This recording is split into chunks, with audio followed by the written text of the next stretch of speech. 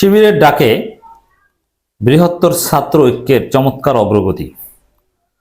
ইসলামী ছাত্র শিবিরের ডাকে 34টি ছাত্র সংগঠন এসেছে, ছাত্র সংহতি আরো জোরদার হয়েছে, বৃহত্তর ছাত্র ঐক্য এগিয়ে যাচ্ছে। শিক্ষার্থী জনতা সন্ত্রাসের বিরুদ্ধে ঐক্যবদ্ধ হচ্ছে, চাঁদাবাজের বিরুদ্ধে, সিট দখলকারীদের বিরুদ্ধে, ক্যাম্পাসে অপরাজনীতিকারীদের বিরুদ্ধে ঐক্যবদ্ধ হচ্ছে।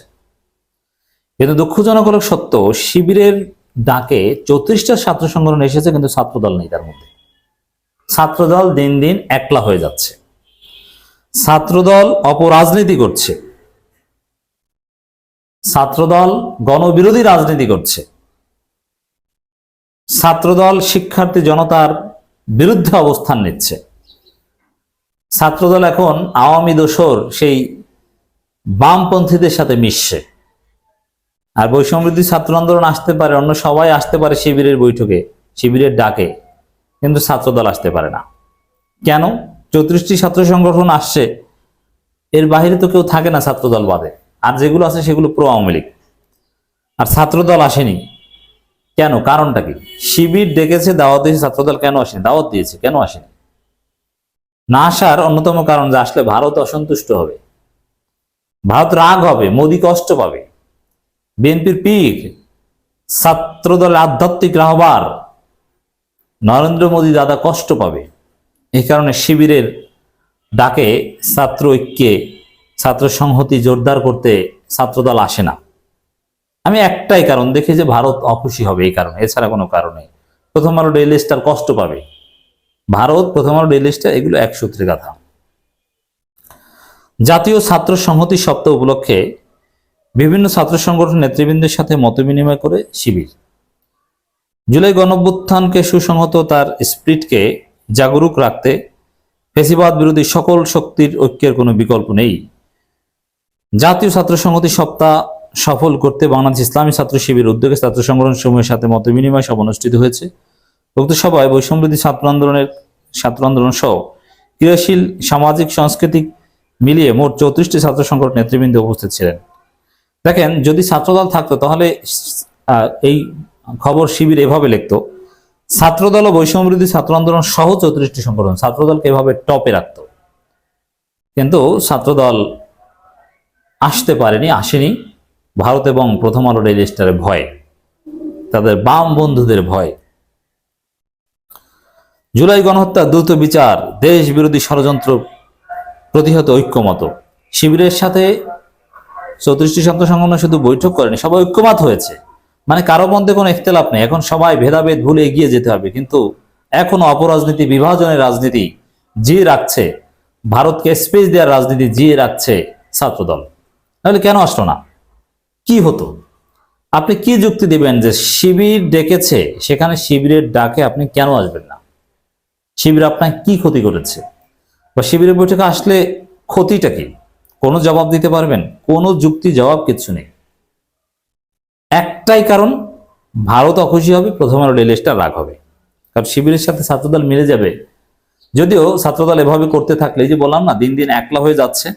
ছাত্রদলের রাজনীতি ওই পাখির বাসা বানানোতে এসে ঠেকেছে, কিছুদিন পর পাখির বাসাও বানাতে পারবে না, কারণ এগুলো প্রশাসন বানাবে, তখন ছাত্রদল কিচ্ছু পারবে না।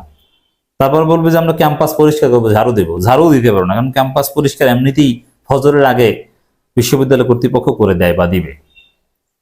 এই হচ্ছে অবস্থা। দর্শক, মত বিনিময় অনুষ্ঠানে জাতীয় স্বার্থ ও ঐক্যকে সুসংহত রাখতে ঐক্যমত পোষণ করে সবাই অংশ নেয়া নেতারা, সবাই 34টি ছাত্র সংগঠনের প্রতিনিধি উপস্থিত ছিলেন। যদিও 28 তারিখে খবর, ছাত্র শিবিরের কেন্দ্রীয় কার্যালয়ে সভা অনুষ্ঠিত হয়। শিবিরের দপ্তর সম্পাদক নুরুল ইসলামের সঞ্চালনায় সন্ধ্যা 6:30টায় শুরু হয়, রাত 10টায় শেষ হয়। মত বিনিময় সভায় সভাপতিত্ব করেন ছাত্র শিবিরের কেন্দ্রীয় সভাপতি মঞ্জুরুল ইসলাম। দেখেন কত দীর্ঘ বৈঠক, 6:30 থেকে 10টায়, মানে পৃথিবী, এতে জাতিসংঘের বৈঠকের মতো বড় বৈঠক। কত কথা হয়েছে, কত ভিউজ এক্সচেঞ্জ করা হয়েছে, ঐক্যমত হয়েছে, কিন্তু ছাত্রদল নেই। তো ছাত্রদল এভাবে তো একলা হয়ে যাবে। বৈষম্যবিরোধী ছাত্র আন্দোলন শিবির বাদ দিলে ছাত্রদল থাকে না।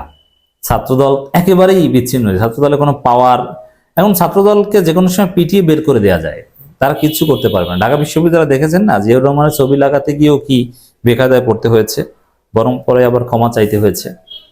তো এভাবে ছাত্রদল একেবারেই বিচ্ছিন্নতাবাদী হয়ে যাচ্ছে। ভুল করলো ছাত্রদল শিবিরের ডাকে সাড়া না দিয়ে। সব অংশগ্রহণকারী ছাত্র সংগঠনগুলোর নেতৃবৃন্দ জুলাই গণহত্যার বিচার এবং জাতির ঐক্য বিনষ্টকারী সব ষড়যন্ত্র প্রতিরোধে দৃঢ় অঙ্গীকার ব্যক্ত করেন। তারা বলেন, ঐক্যবদ্ধ ছাত্র সমাজই পারে দেশবিরোধী সকল চক্রান্ত প্রতিহত করতে, একটি ন্যায়, ইনসাফ ও বৈষম্যহীন সমাজ প্রতিষ্ঠা করতে। এগুলো সব চমৎকার কথা, কিন্তু দেখেন, এবং এটা জাতীয় ঐক্যে একটা গুরুত্বপূর্ণ পদক্ষেপ। জাতীয় ঐক্য বলতে কোনো কথা নেই, তবে ছাত্র সংগঠনগুলো এক প্ল্যাটফর্মে আসা এটা কার্যকর, এটা গুরুত্বপূর্ণ, এটা জরুরি। এখন দেখেন, ছাত্রদল অনেক জায়গায় যেতে পারে না, কারণ ছাত্রদলে কোনো ছাত্র নেই। এ কারণে অনেক জায়গায় তার প্রতিনিধি পাঠাতে পারে না। কিন্তু শিবির যে বৈঠকে ডেকেছে, এখানে ছাত্র না হলেও সমস্যা ছিল না। শিবির এই শর্ত দেয়নি যে আমাদের কাছে মিটিং করতে হলে ছাত্র হতে হবে। না, সাবেক ছাত্র হলেও সমস্যা নেই, শিবির তাদেরকে ঢুকতে দিত। কিন্তু কেন যায়নি? ওই যে ভারত অখুশি হবে।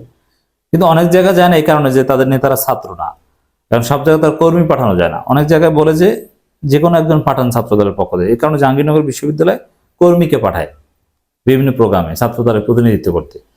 এখন অনেক জায়গায় তো কর্মীকে অ্যাকসেপ্ট করে না। অনেক জায়গায় আছে যে আপনার কর্মী পাঠালে হবে না, একেবারে নেতা পাঠাতে হবে, এবং নেতা তো ছাত্র নাই কেউ। এইসব লজ্জার কারণে ছাত্রদল অনেক জায়গায় যেতে পারে না। কারা কারা উপস্থিত ছিল আমি একটু আপনাদের শোনাচ্ছি। এদেরকে চিনে রাখুন যে কারা ঐক্যের পক্ষে আর কারা এখনো ভারতকে খুশি করতে শিবিরকে এড়িয়ে চলে।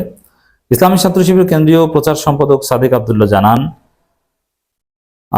সবে উপস্থিত ছিলেন বৈষম্যবিরোধী ছাত্র আন্দোলনের আহ্বায়ক হাসনাত আবদুল্লাহ, জাতীয়তাবাদী গণতান্ত্রিক ছাত্র আন্দোলনের কেন্দ্রীয় সভাপতি মাসুদ রানা জুয়েল, বাংলাদেশ ইসলামী ছাত্র মজলিসের কেন্দ্রীয় সভাপতি মোহাম্মদ রায়হান আলী, জাগপা ছাত্রলীগের কেন্দ্রীয় সভাপতি আব্দুর রহমান ফারুকি, বাংলাদেশ ছাত্র অধিকার পরিষদের কেন্দ্রীয় সভাপতি বিন ইয়ামিন মোল্লা, ছাত্র জমিয়ত বাংলাদেশের কেন্দ্রীয় সভাপতি খালেদ মাহমুদ, বাংলাদেশ খেলাফত ছাত্র মজলিসের কেন্দ্রীয় সভাপতি মোহাম্মদ কামাল উদ্দিন, এন্টি ফ্যাসিস্ট কোয়ালিশনের সভাপতি তাসনিম বিন মাহফুজ, বাংলাদেশ ইসলামী ছাত্র শিবিরের কেন্দ্রীয় সভাপতি ইহতেশামুল হক সাথী, ইসলামী ছাত্র সমাজের, বাংলাদেশ মুসলিম ছাত্রলীগের কেন্দ্রীয় সভাপতি মোহাম্মদ নূর আলম, জাতীয় ছাত্র সমাজের কেন্দ্রীয় সভাপতি কাজী ফয়েজ উদ্দিন, বাংলাদেশ ছাত্র মিশনের সভাপতি সৈয়দ মোহাম্মদ মিলন, ছাত্রফোরাম সভাপতি শামজিদ রহমান শুভ, ইনকলাব মঞ্চের আহ্বায়ক সাইদ হাসান, ভাসানী ছাত্র পরিষদের আহ্বায়ক মোশাররফ হোসেন। অরাজনৈতিক ছাত্র সংগঠনগুলোও কিন্তু দাওয়াত পেয়েছে। নাগরিক ছাত্র ঐক্যের আহ্বায়ক তরিকুল ইসলাম, বিপ্লবী ছাত্র পরিষদের আহ্বায়ক আব্দুল ওয়াহেদ, বাংলাদেশ ছাত্র অধিকার পরিষদ রেজা এর আহ্বায়ক মোল্লা রহমতুল্লাহ, স্টুডেন্টস ওয়েলফেয়ার ফাউন্ডেশনের মোকাররম হোসেন, হিল সোসাইটির সাজিদ মাহফুজ, পাহাড়ি ছাত্র সংগঠনের তারা কিন্তু এসেছে, একতার Bangladesh M Riyadun, youth for better সোসাইটির জোবায়ের সিদ্দিকী, ইউথ অ্যাসোসিয়েশন জাহিদুর রহমান এবং students scholars foundation Mozaffar Ahmed, students against অপারেশনসের মুখপাত্র আরাফাত হোসেন ভুইয়া এবং নিরাপদ বাংলাদেশ এর মুখপাত্র রায়হান উদ্দিন। এছাড়া বাংলাদেশ ছাত্র মিশন সেক্রেটারি জেনারেল নিয়ামুল ইসলাম সিয়াম, বাংলাদেশ ছাত্র অধিকার পরিষদ রেজায়ের সদস্য সচিব মুনতাসির মাহমুদ, মানে অন্যান্য ছাত্র সংগঠনের একাধিক প্রতিনিধি ছিল। পার্বত্য চট্টগ্রাম ছাত্র পরিষদের সাংগঠনিক সম্পাদক রাসেল মাহমুদ, পার্বত্য চট্টগ্রাম ছাত্র পরিষদের যুগ্ম সাধারণ সম্পাদক জিয়াবুল হক মুন্না, মানে কারা আসেনি? সবাই এসেছে উল্লেখ করার মতো। বাংলাদেশে যারা ফেসিবাদ বিরোধী প্রো আওয়ামী লীগ বাদে, কিন্তু ছাত্রদল আসেনি। তো ছাত্রদল এখন কোন পক্ষের, কিভাবে কি করছে বুঝতে পারছেন? এই যে বললাম না, কিছুদিন পর ক্যাম্পাস পরিষ্কার করার রাজনীতিও ছাত্রদল করতে পারবে না, তাদের রাজনীতি নাই হয়ে যেতে পারে এরকম একলা হয়ে গেলে।